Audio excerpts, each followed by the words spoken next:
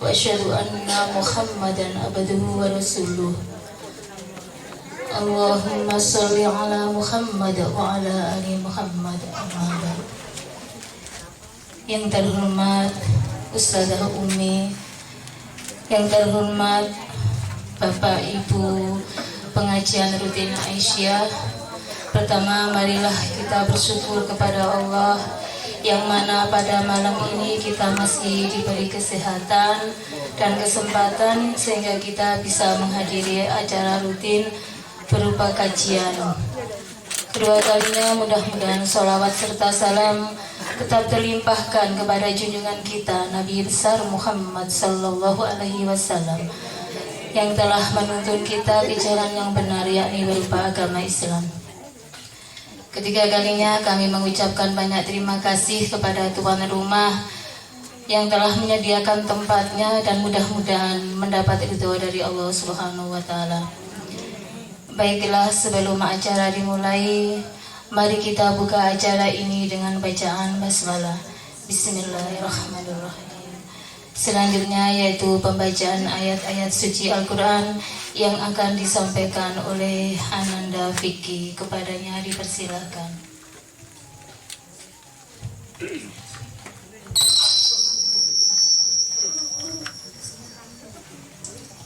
Assalamualaikum warahmatullahi wabarakatuh.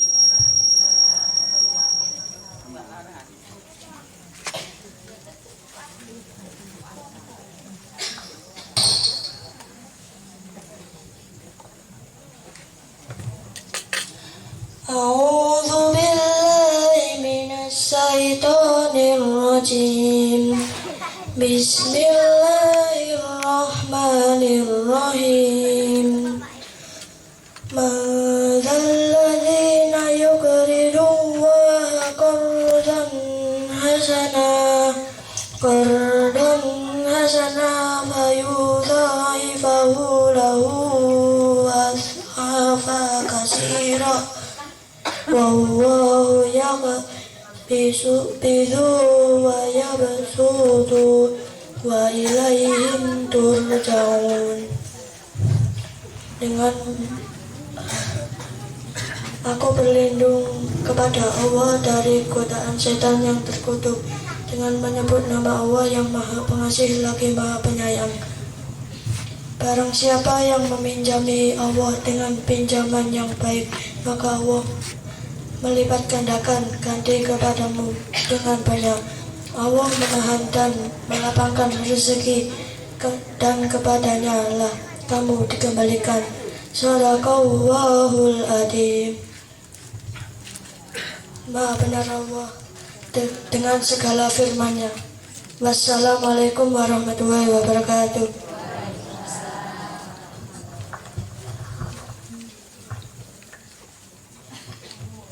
Shadaqallahul adzim. Demikian pembacaan ayat-ayat suci Al-Quran. Mudah-mudahan diberi pahala.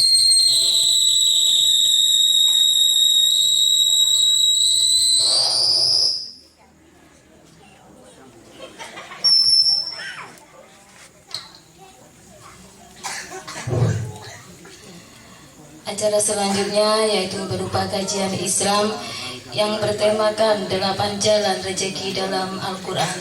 Kepada Ustazah Umi Zadin dipersilakan.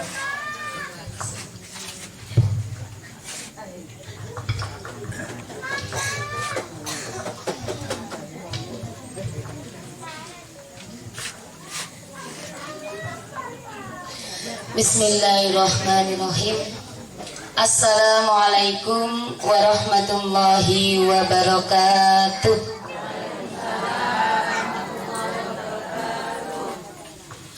Alhamdulillah alladzi qad hadana li hada wa ma kunna linahtadiya laula an hadanallah.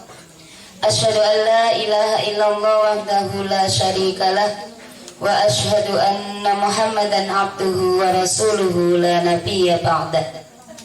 Qala Allah ta'ala fi kitabihil karim, a'udzu billahi minasy syaithanir rajim. Alif lam mim.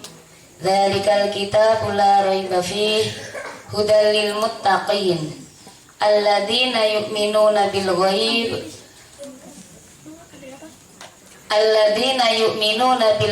wa yuqimunas shalah wa mimma razaqnahum yunfiqun.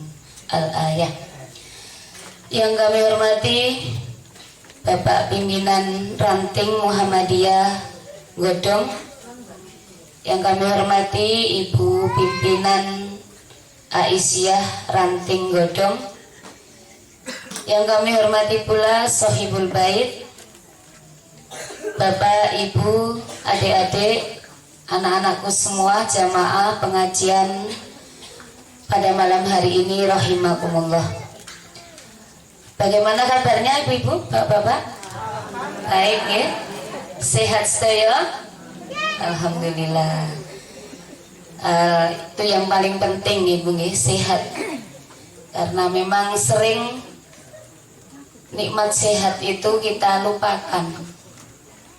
Termasuk apa satunya bu? Ada dua nikmat yang sering dilupakan oleh manusia.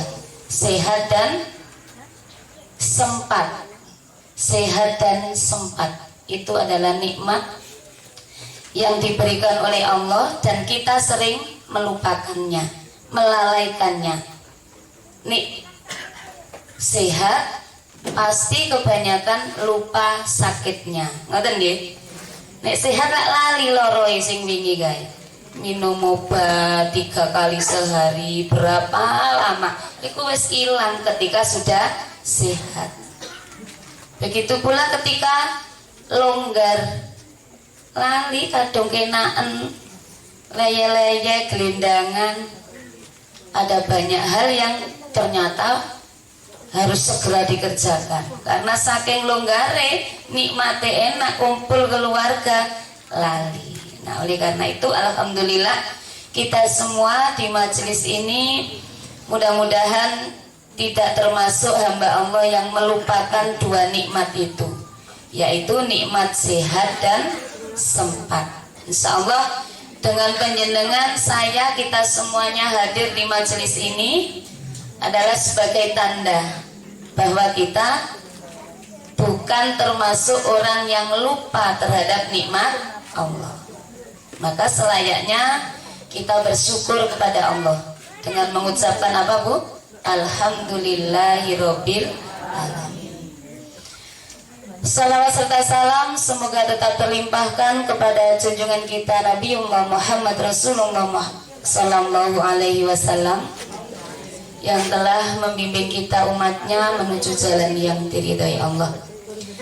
Bapak Ibu yang saya hormati, terima kasih masih dikontak oleh Pak Basori khususnya, wabil khusus, artinya tidak lupa dengan saya agar saya selalu belajar dan agar persaudaraan kita ini terus terjalin. Begitu Bu nggih? Kalau kita sudah tidak kontak lagi, nah itu namanya memutus silaturahmi.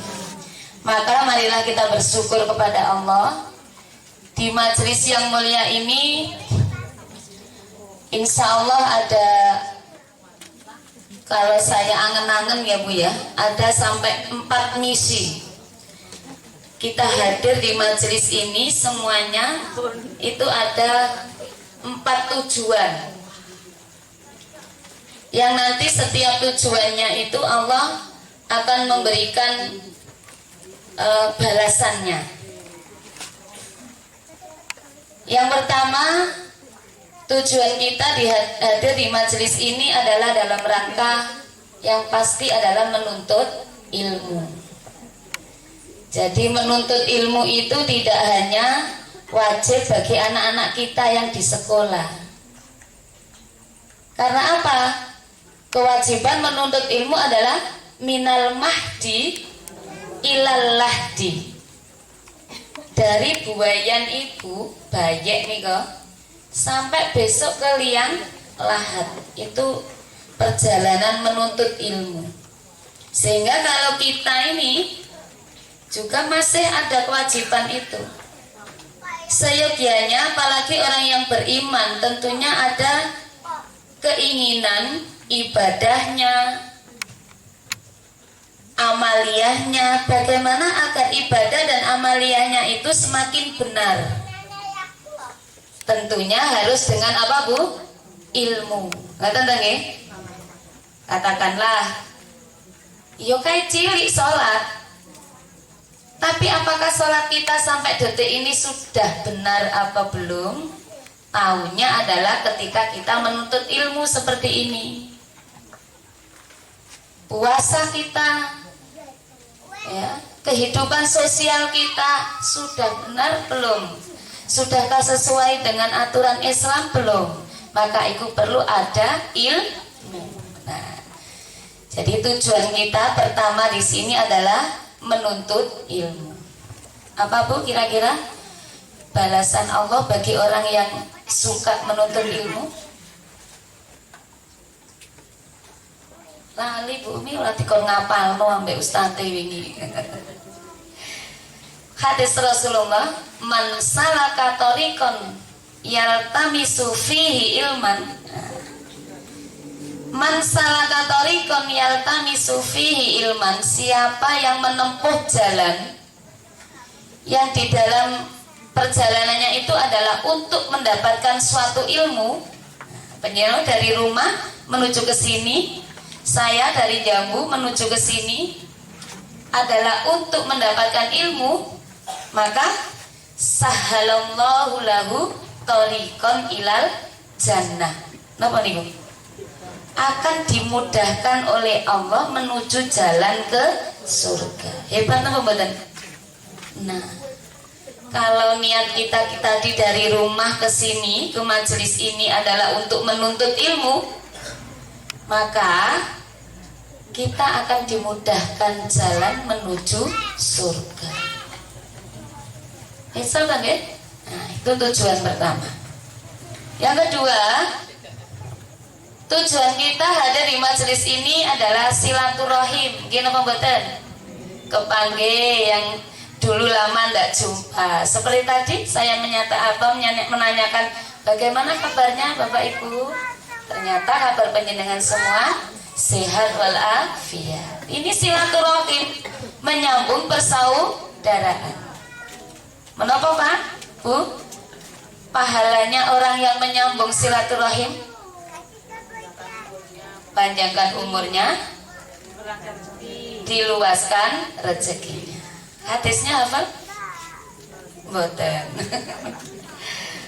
Man ahabba, siapa yang suka ayyub satolahu fi rizkihi, diluaskan rezekinya, artinya diluaskan rezekinya itu gak nok nggodong tok rezekine.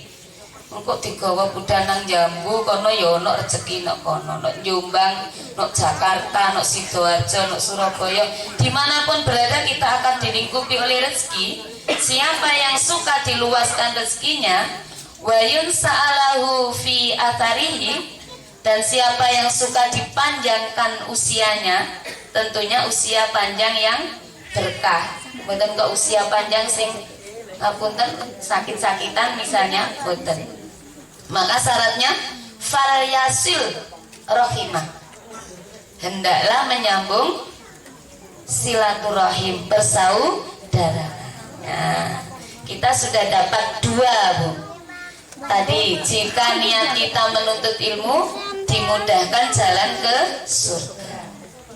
Jika kita niatnya silaturahim, diluaskan rezekinya dan dipanjangkan usianya. Yang ketiga, ada misi jihad. Laras samboten nggih, lho lak perang. Pengertian jihad tidak semata-mata perang. Ya nek biyen sing diarani jihad mesti nggawa senjata. Nggih, minimal bambu runcing, minimal watu gawe nyawat. Nah kalau sekarang katanya perang mek sapa? Tentunya perang melawan kemungkaran. Panjenengan hadir di sini dalam rangka amar ma'ruf nahi mungkar, ngejak keapian, nyegah keelekan. Menika nggih jihad, Bu. Berjuang. Karena tidak mudah. Nek biyen jihad perang niku bertaruh nyawa nggih, Pak Bu nggih. Mesti berdarah-darah, bercucuran air mata. Lah kalau sekarang mungkin panjenengan dalam hal ini jihadnya bil amwal, bil khusus tuan rumah yang kepanggenan mesti jihad dengan harta. Gini apa mboten? Loh ditumbasaken aqua. Niki ki mboten gampang Bu. Nyelengi dhisik nggih to. Nek kula lho nggih. Ajeng kanggenan ngaji ngoten niku pun celeng-celeng. Nyicil goreng kerupuk. Nek ten Jambu niku kerupuk Bu. Nah, itu bagian dari berjuang. Ada lagi yang panjenengan yang hanya hadir. Jihad dengan apa? Bi anfus, dengan jiwa. Jane wayahe turu enak-enak yamene dadak lah keloyongan ngaji. Siji ngedekno Muhammadiyah, ngedekno Aisyah, lebih utamanya adalah menyebarkan syiar Islam. Itu jihad. Apa yang didapat kalau kita sedang berjihad seperti ini?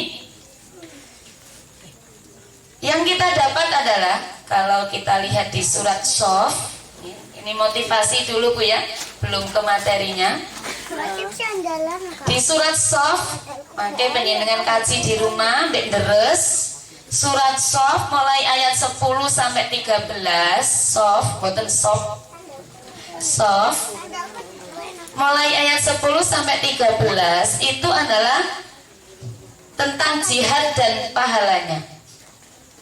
Siapa yang mau berjihad fi sabilillah bi amwalikum wa anfusikum, sapa wong sing jihad di jalan Allah seperti kita ini dengan harta dan dengan jiwa kita, yaghfir lakum dunubakum. Napa niku? Pasti akan diampuni dunubakum, bentuk jamak dari dzanbun. Kalau dunub berarti dosa-dosa. Dosa-dosa kita akan diampuni oleh Allah. Pengen tahu mboten? Hanya dengan hadir seperti ini dalam rangka jihad, dosa-dosa kita akan diampuni oleh Allah. Yang kedua, wa yudkhilkum jannatin tajri min tahtihal anhar. Dan panjenengan semua akan dimasukkan ke dalam surga yang mengalir di bawahnya sungai-sungai. Purun Bu, dimasukkan surga sing ana kaline ngisore. Kok nang ana kuning-kuninge sing boten Bu. Ini beberapa ahli tafsir ada yang mengkiaskan bahwa di bawah surga ada sungai-sungai itu adalah dikiaskan dengan adanya kenikmatan yang tidak pernah ada habisnya di surga itu. Seperti air yang mengalir di sungai terus mengalir. Lah kenikmatan di surga juga seperti itu, gak ono enteke. Ya. Kalau saya bikin contoh untuk anak-anak, karena yang saya ajar itu anak-anak MI, ya contoh yang ringan. Apa nak sing paling enak? Es krim Bu Guru. Wah, nanti di surga itu es krimnya gak ono enteke rasa opo ae ono. Itu kalau saya buat contoh ke anak-anak. Mungkin seperti itu, bahwa di bawah surga itu akan mengalir sungai-sungai. Bagi siapa? Orang yang berjihad seperti kita. Diampuni dosa-dosanya, dimasukkan surga yang mengalir sungai-sungai di bawahnya. Masih ada lanjutannya. Wa masakina thayyibatan fi jannat. Dan kita diberi tempat tinggal yang tenang di surga. Coba Bu, sudah dapat berapa tadi Bu? Nek niat golek ilmu, dimudahkan jalan ke surga. Nek niat silaturahim, diluaskan rezekinya, dipanjangkan usianya. Nek niat jihad, nopo bau? Diampuni dosanya, dimasukkan ke surga yang banyak nikmatnya, terus diberi tempat yang tenang di surga. Luar biasa. Ada satu lagi yang lebih luar biasa. Jika kehadiran kita di sini kita tujukan untuk bersyukur, mergo wis dikei sehat, mumpung dengkulku jek gorong linu, gawe budal, melangkahkan kaki dari rumah ke majelis ini, mumpung aku wis waras sesekku misalnya, mumpung ngeluku ilang misalnya, sebagai tanda syukur Bu ya. Karena syukur itu sesungguhnya tidak hanya di mulut, alhamdulillah rezekiku akeh, tidak cukup itu. Pernah saya sampaikan bahwa syukur itu harus diaplikasikan, harus diwujudkan dalam 3 hal. Lisannya, bil lisan, ngomong alhamdulillah. Tahaddusun nikmah, alhamdulillah gajiku muda, alhamdulillah penyakitku waras, dengan mulut, bil lisan. Bil qalbi, meningkatkan imannya. Ketika diberi nikmat oleh Allah, nikmat sehat, nikmat longgar dan lain-lain, imannya ditingkatkan. Jangan semakin jauh sama Allah, semakin dekat kayak penjenengan ini. Ayo ono pengajian, ora usah ndelok sapa sing ngaji, ya, tapi kita lihat apa yang disampaikan. Yang ketiga, bil arkan itu dengan perbuatan, sampeyan wujudkan dalam bentuk amal soleh.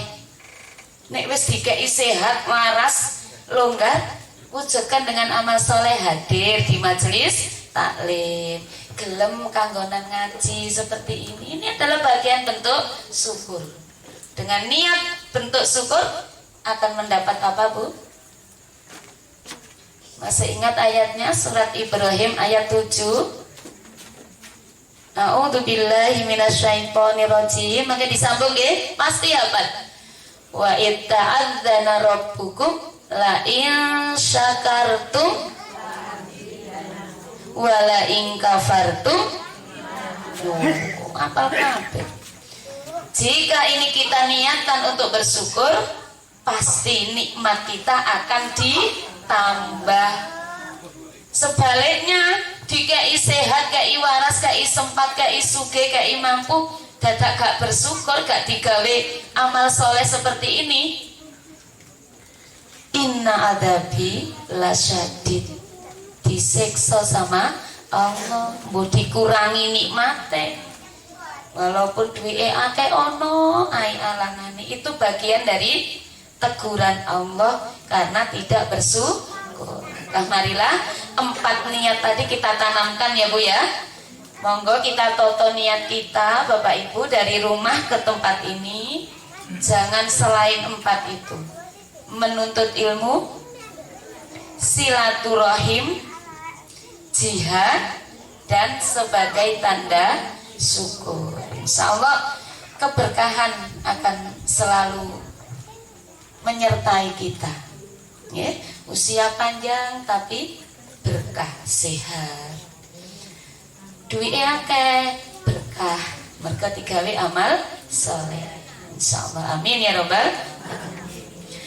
Bapak Ibu hadirin yang saya hormati, yang kedua, nah ini tadi motivasi semangat kita supaya dalam setiap kegiatan seperti ini kita tidak bermalas-malasan, ya. Kata ibu-ibu tadi kok berkurang ya jamaahnya. Padahal menurut saya banyak Bu.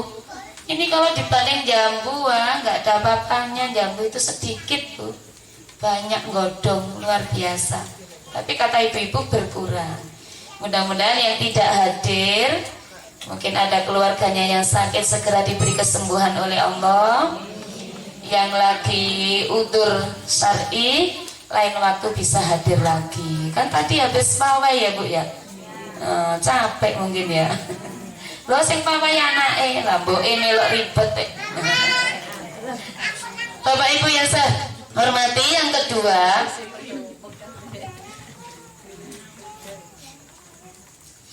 mengingatkan saja bahwa malam ini adalah malam pertama di tahun baru Islam. Kita umat Islam jangan lupa dengan tahun barunya. Jangan kok nih tahun baru Masehi ae terus berpesta-pesta ya. Kita punya tahun baru Islam, tahun baru Hijriyah. Ini tahun keberapa Bapak Ibu? 1441 pas malam ini tanggal 1 Muharram. Kemarin sudah dikaji oleh Ustadz Darji ini kalau tidak salah nggih. Mungkin mengingatkan saja dengan bertambahnya tahun itu artinya apa Bapak Ibu? Berkurangnya usia kita. Tentunya akhirat sudah semakin dekat. Dunia akan semakin kita tinggalkan. Maka ada hal penting kalau sudah ada di perubahan waktu. Hal penting apa? Yaitu meningkatkan amal soleh. Meningkatkan amal soleh. Ya. Kalau doanya di surah Al-Ahqaf kalau nggak salah nih, ayat 15 mungkin penjenengan semua sudah hafal. Setiap perubahan waktu berdoa, Robbi auzi'ni an ashkura ni'matakallati an'amta alayya wa ala walidayya wa an a'mala sholihan tardahu wa aslih li fi dzurriyyati inni tubtu ilaika wa inni minal muslimin. Itu doa setiap perubahan waktu Bapak Ibu. Jadi kalau berubah dari pagi ke sore juga bisa membaca doa itu. Dari malam ke pagi bisa membaca itu. Dari bulan ke bulan, dari tahun ke tahun baca itu. Insya Allah Al-Ahqaf 15. Monggo dicek. Kalau salah nanti ya digolek bisa ketemu nih. Cek sinau gitu. Nah itu. Kemudian amal soleh yang diajarkan oleh Rasulullah, yang biasa dilakukan oleh Rasulullah adalah berpuasa. Kalau di bulan Muharram ada kesunahan puasa apa Bapak Ibu? Asyura. Puasa Asyura. Jangan salah paham. Asyura yang dimaksud adalah hari ke-10. Bukan 10 hari, tapi hari ke-10. Berarti tanggal 10 Muharram. Tapi karena kebiasaan kaum Yahudi juga puasa di tanggal 10 Muharram, maka Rasulullah kemudian mengajak sahabatnya untuk tahun berikutnya ben gak podo mbek wong Yahudi, ayo diikuti dengan puasa sehari sebelumnya yang disebut puasa Tasu'ah. Hari ke-9 berarti tanggal 9 Muharram. Tapi belum sampai terlaksana, Rasulullah sudah meninggal. Maka dilanjutkan oleh para sahabatnya ketika bulan Muharram membiasakan berpuasa Asyura diikuti dengan puasa Tasu'ah. Apa yang didapat? Akan diampuni dosanya 1 tahun sebelumnya. Ada sebuah hadis, Saumu yaumi Asyura wa huwa ashirul Muharram.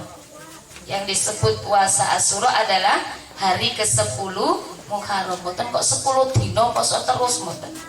Tapi hari ke-10 berarti tanggal 10. Wa innahu lamma su'ilan Nabi sallallahu alaihi wasallam an saumihi, ketika Rasulullah ditanya oleh sahabatnya tentang puasa Asyura itu, qala, Rasulullah menjawab, yukafiru sanatal madiyata.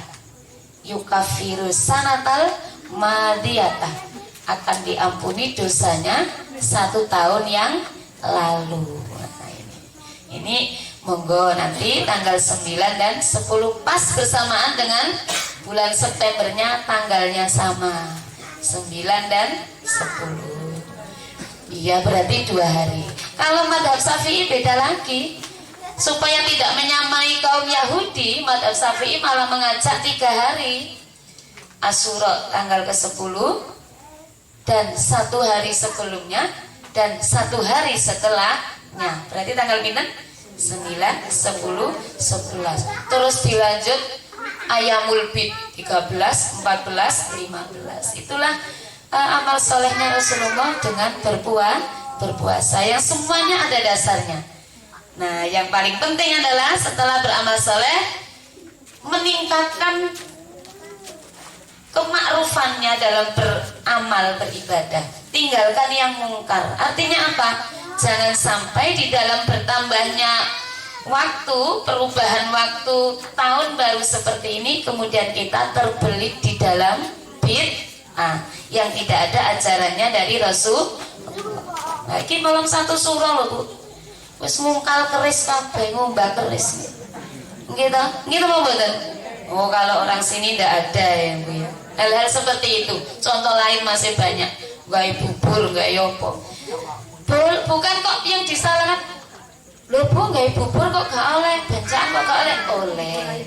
Tapi jangan dipas-paskan karena Rasulullah tidak mengajarkan. Nah, seperti itu. Mau bikin bubur, bikin aja, tapi jangan dipaskan. Oh, mergo suruhan. Nah, jangan, okay? Seperti itu. Hanya mengingatkan supaya kita tidak lupa. Baik, Bapak Ibu yang saya hormati, masuk ke materi yang direquestkan oleh Pak Basori.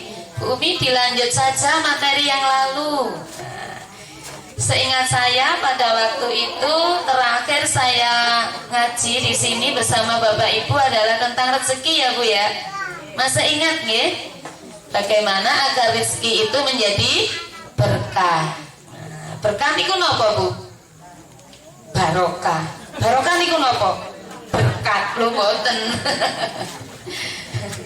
Istimraru nubutul khair. Terus menerusnya bertambah kebaikan, itu namanya berkah. Jadi apike nambah. Ora tambah elek tapi tambah apik. Nek sehat tambah sehat. Iku lho wis tuwa kok tambah gedungae. Iku lho mendino kanggonan ngaji kok gak entek-entek ya donyane. Bendino amal, bendino sedekah kok gak entek-entek ya. Nah, itu berarti berkah. Nah, seperti itu yang kita kaji pada pertemuan yang lalu. Untuk saat ini masih tentang rezeki, bahwa di dalam Al-Quran itu ditemukan ya, karena manusia yang mencari mungkin bisa lebih dari itu. Ada 8 jalan rezeki ya. Seneng tak mboten Bu kali rezeki? Seneng nggih. Rezeki niku napa sih Bapak Ibu?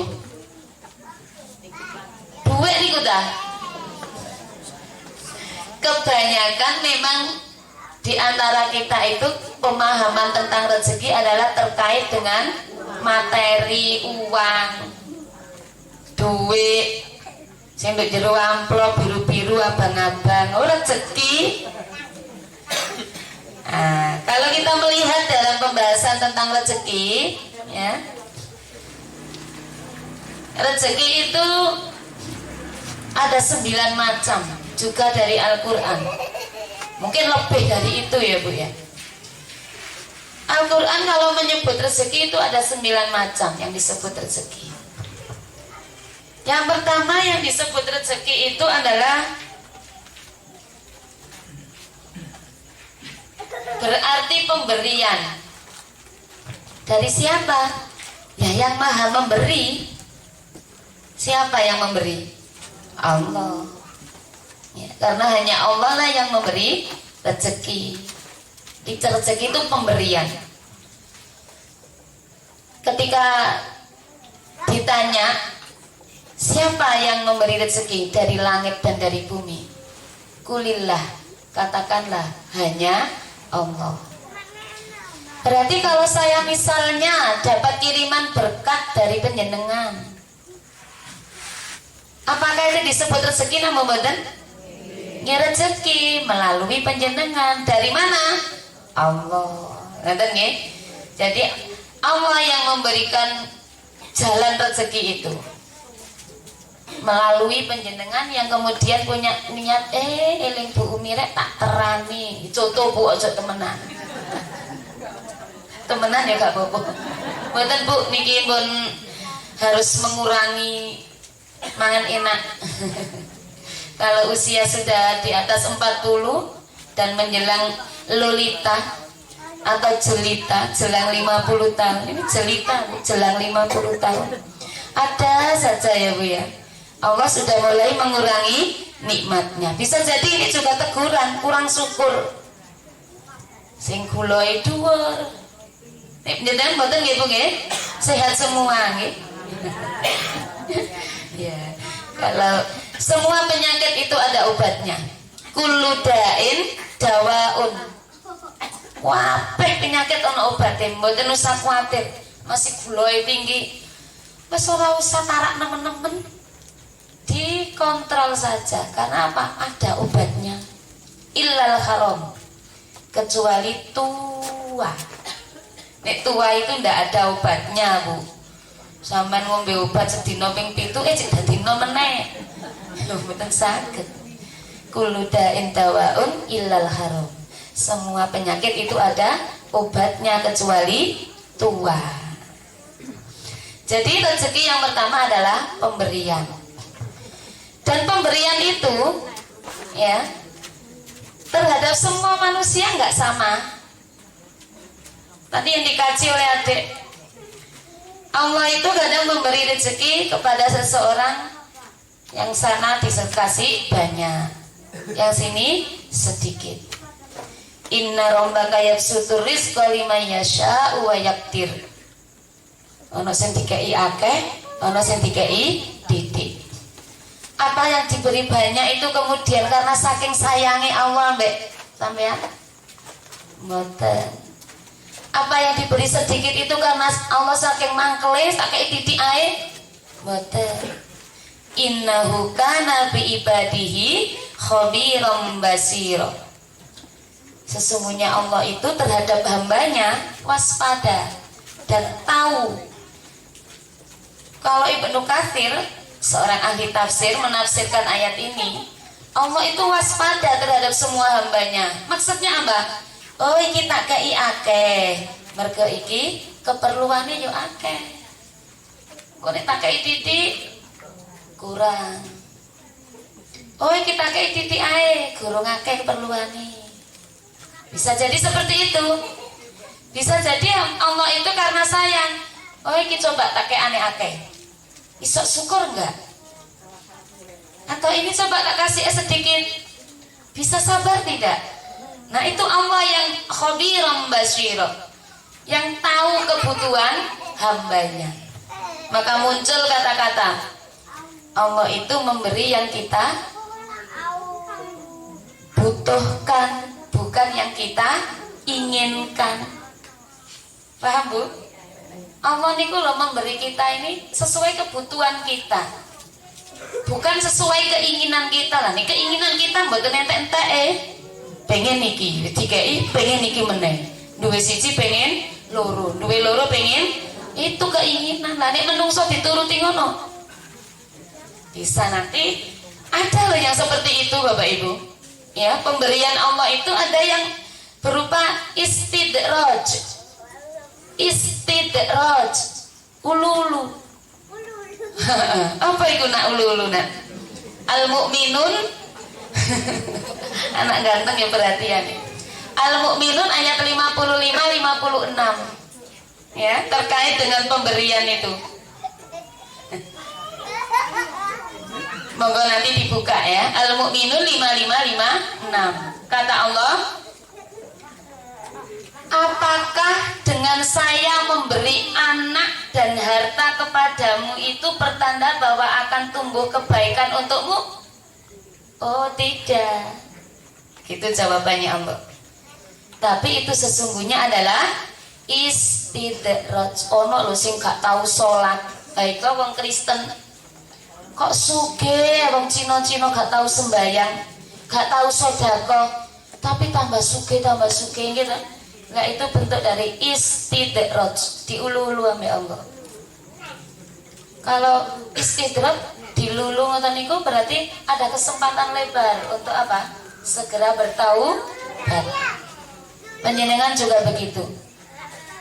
Kalau pernah merasa melakukan sebuah dosa, kok sampai detik ini belum ditegur oleh Allah, ijek baik-baik saja, itu juga merupakan pemberian yang berupa istidraj, dilulu. Maka segera ingat sebelum inna adabi lasyadi, sebelum siksa itu datang. Nah, itu pengertian rezeki yang pertama, pemberian. Yang kedua, rezeki juga berarti makanan. Nah, jadi nggak salah kalau panjenengan bilang berkat itu ya rezeki, ya, makanan. Ini ada dasar ayatnya Bu. Kalau saya kutip satu-satu nanti terlalu malam, ya. Yang ketiga, rasa syukur itu juga rezeki Bu.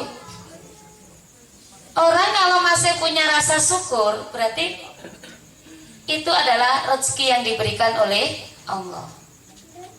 Karena qalilan ma tashkurun, di Quran itu begitu Bu. Panjenengan jika pernah tadarus ngaji, kalau qalil sedikit itu mesti dikaitkan dengan hal-hal yang baik. Qalilan ma tashkurun, sedikit yang mau bersyukur. Nah, orang yang diberi rezeki syukur itu sedikit. Tidak semua orang yang bisa bersyukur. Sing akeh iku sing lalai, sing kufur. Gini mboten. Wis gak usah dong rayangi jitok kita sendiri saja. Berapa banyak, berapa sering kita syukur dan berapa sering kita tidak bersyukur. Pasti sering gak syukuri. Ya. Tadi syukur itu 3 konsep, mulute, hatine dan perbuatannya. Itu satu-satuan, nggak boleh wis muni alhamdulillah wis beres, nggak bisa. Harus ya alhamdulillah, ya imannya ditingkatkan, ya amal solehnya diteruskan, ya, itu bentuk syukur. Kemudian rezeki yang ketiga adalah hujan. Ini juga disebutkan oleh Al-Quran, juga ada ayatnya. Keempat nih, yang disebut rezeki adalah hujan. Ketika ada hujan turun, itu adalah rezeki dari Allah. Yang kelima, nafkah. Ketika panjenengan dinafkahi oleh suami, anak dinafkahi oleh orang tuanya, itu juga termasuk rezeki. Yang keenam, buah-buahan. Ini disebut khusus oleh Quran bahwa buah-buahan itu juga termasuk rezeki. Yang ketujuh, pahala. Nanti ya, setelah kita di akhirat akan tahu berapa banyak pahala yang kita dapatkan.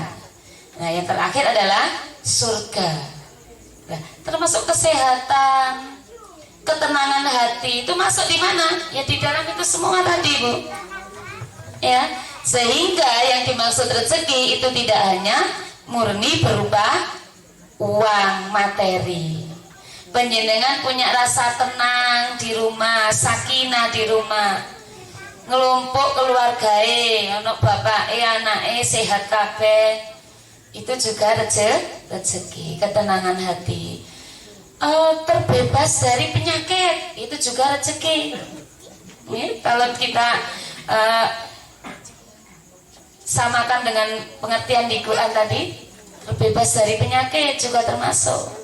Kemudian selamat dari kecelakaan juga termasuk rezeki. Nah, itu pengertian rezeki. Sehingga jangan salah paham bahwa rezeki hanya berbentuk materi atau uang. Bapak Ibu yang saya hormati, rezeki ya yang diberikan oleh Allah kepada hambanya itu sesungguhnya sudah tertulis sejak kita diciptakan oleh Allah di usia ke 120 hari.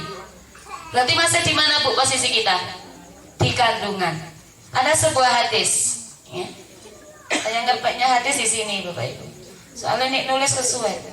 Saat ini kumpul buatan sabar nulis nih. Kulino pikir kata niki lho nggih. Hadisnya panjang, saya bacakan artinya. Sesungguhnya tiap-tiap manusia itu di dalam penciptaannya selama 40 hari itu berupa nutfah. Jadi 40 hari kita semua waktu di dalam kandungan itu berbentuk nutfah. Nutfah niku napa? Air mani, cek berupa cairan, 40 dino nok weteng, nok rahim. Setelah itu berbentuk alaqah, juga 40 hari. Napa alaqah?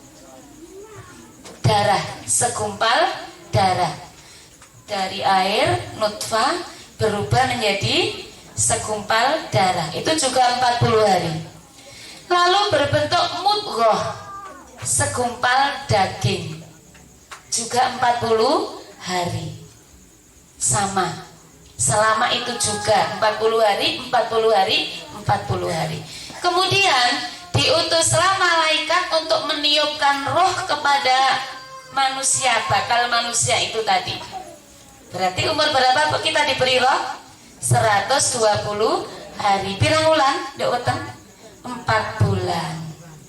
Ditiupkan roh, lalu diutuslah roh itu untuk menulis 4 kata. Ditulis. 1. Rizkinya. Seberapa banyak mungkin ya rizkinya. Sudah ditulis Bu. Penyenengan kulo kita semua. Sudah ditulis waktu kita berusia 120 hari di dalam kandungan.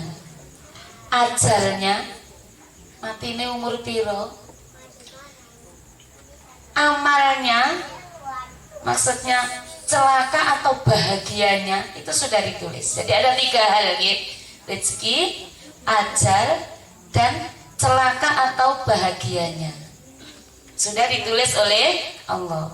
Lanjutan hadis, maka demi Allah, kata Rasulullah, tiada Tuhan selainnya. Ada loh seorang di antara kalian, kata Rasulullah, yang mengerjakan amalan surga. Berarti amalnya baik ya Bu ya. Yang mengerjakan amalan surga sampai seakan-akan tidak ada jarak antara dia dan surga, saking apike wonge. Ya, kecuali sehasta jaraknya. Kemudian ia didahului oleh ketetapan Allah tadi untuk berbuat amal neraka, maka jadilah ia masuk neraka. Paham Bu? Bulet. Kata Rasul, ada loh sebagian manusia itu yang selama hidupnya itu melakukan amal surga, berarti perbuatannya baik, sampai jarak antara dia dengan surga itu hanya 1 hasta, sakilan tok. Saking cedeke mbek surga, saking apike wonge. Tapi karena ketetapannya dia harus beramal neraka, dadakno di akhir hayatnya dia melakukan amal neraka. Mbok sekedar miso, lho kan amal neraka nggih. Lho selama iki ki lho apik. Lah kok bareng di akhir hayatnya miso, amal neraka, maka masuklah ia ke dalam neraka. Ini kaitannya dengan 3 hal yang ditulis oleh roh tadi ya Bu ya. Rezekinya, apa mau Bu? Ajalnya, umur maksudnya nggih, dan celaka atau bahagianya. Berarti masuk surga apa? Neraka.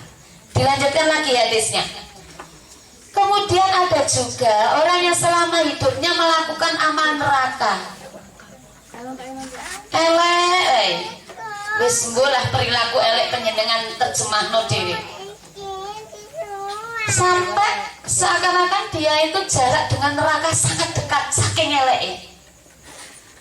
Tapi karena dia didahului oleh ketetapan amal surga, lalu di akhir hayatnya dia melakukan amal baik, ya dakhulul jannah, dakhalal jannah, dia bisa masuk surga.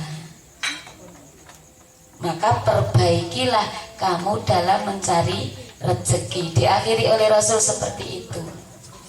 Nah itu Bu, lah nek ngono lah ya menungso iki kayak wayang nggih, apa jare Allah. Nah, nanti akan kita bahas bagaimana kita menyikapi hal itu nggih. Ini. Nah, jadi rezeki itu sudah ditulis saat kita dalam kandungan umur 120 hari.